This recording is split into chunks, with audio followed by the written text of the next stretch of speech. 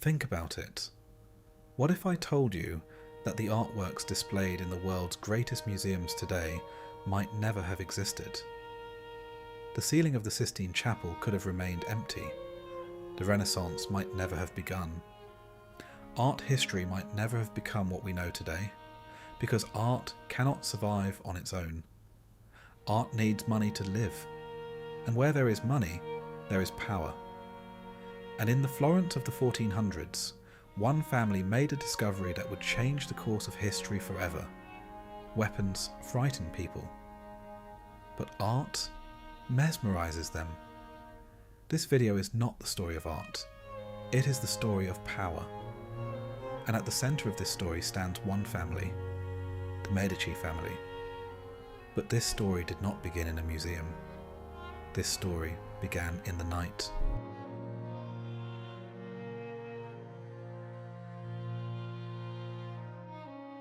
Night in 15th century Florence.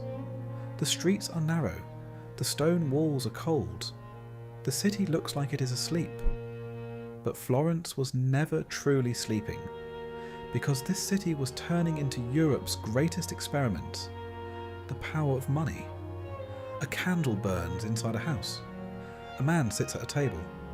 In front of him, ledgers, debt lists, the names of kings, the seals of popes. This man is not a king, not a general, not an artist, but this man is about to change the world. Cosimo de Medici. What stood before him that night was not money, it was power, and perhaps the direction of history. Cosimo realised something no one fully understood yet. The world was no longer ruled by swords, but by money, and the new centre of money would be Florence. But Cosimo's true plan was never just to become rich, because he knew that being remembered was not about money, it was about legacy, and the path to being remembered had not yet been discovered.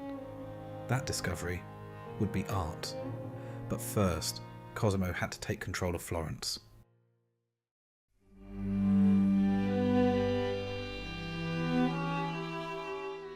Today, banks feel ordinary, but in the 1400s, founding a bank was almost like performing magic.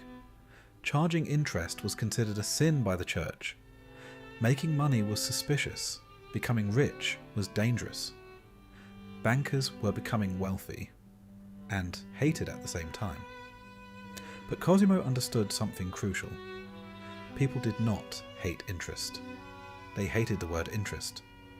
So the Medici Bank did not charge interest. Instead, it invented new concepts: currency exchange differences, commissions, transaction fees, international transfers.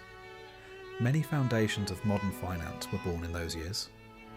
And then something extraordinary happened. Europe's money began flowing into Florence. The King of France, the King of England, the Pope, merchants, nobles, they all owed money to the Medici Bank. For the first time in history, a family was lending money to kings. Yet one question still haunted Cosimo. How can this power become permanent? Because money disappears, wealth fades, but some names never vanish. Cosimo was searching for permanence, and the answer would begin with a young sculptor knocking on his door.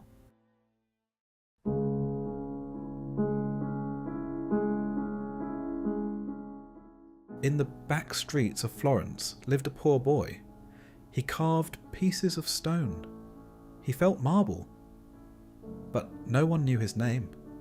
Artists in that era were not artists as we know them today. They were workers, craftsmen, commissioned labourers. Art was not a profession, it was a craft. Until the Medici family stepped in. Cosimo's grandson Lorenzo had an unusual habit. He hunted for talent. He brought the most talented young minds of the city into the palace. He paid them. He fed them. He educated them. And most importantly, he gave them something priceless: time. For the first time, artists could create without worrying about survival.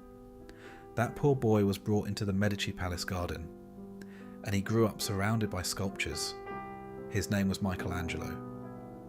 But the important thing here is not Michelangelo. The important thing is this: for the first time in history, a family began financing artists. Art was no longer a commission, it was becoming an investment, and that idea would change the world. Florence was no longer an ordinary city, it was the city of artists. Leonardo da Vinci worked here, Botticelli painted here, Brunelleschi reinvented architecture here. This was not a coincidence. The Medici did not only give artists money, they gave them freedom.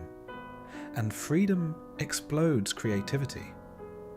The Renaissance was not just an art movement, it was a financial project. But the Medici family was now looking beyond Florence. There was a bigger target, the Vatican.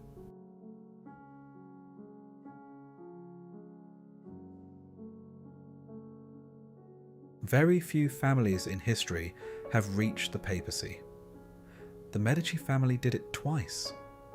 A banking family had risen to lead the Catholic world.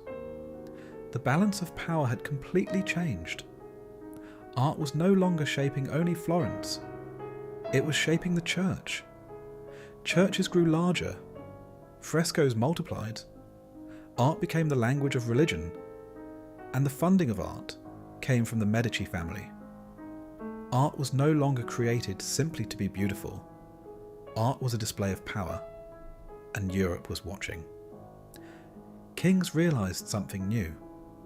If you want to look powerful, you must commission art, and the Medici influence began spreading beyond Florence.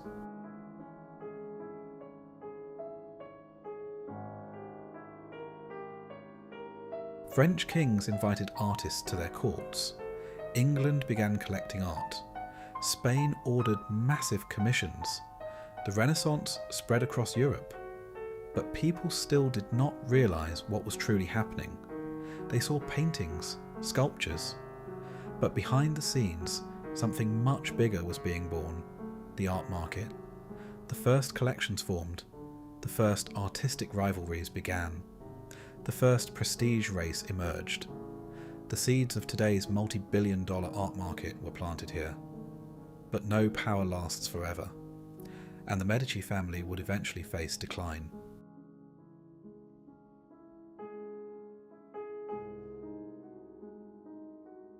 Wealth creates jealousy. Florence had rival families.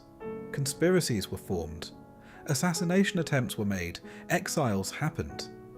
The Medici family was expelled from the city, but they returned every time because they were no longer just wealthy. They had become Florence's identity. Cosimo's old question had finally been answered.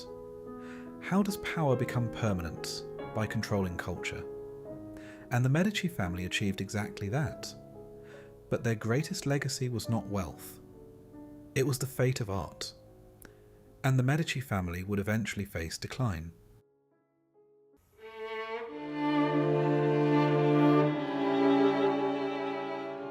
Today, millionaires collect art.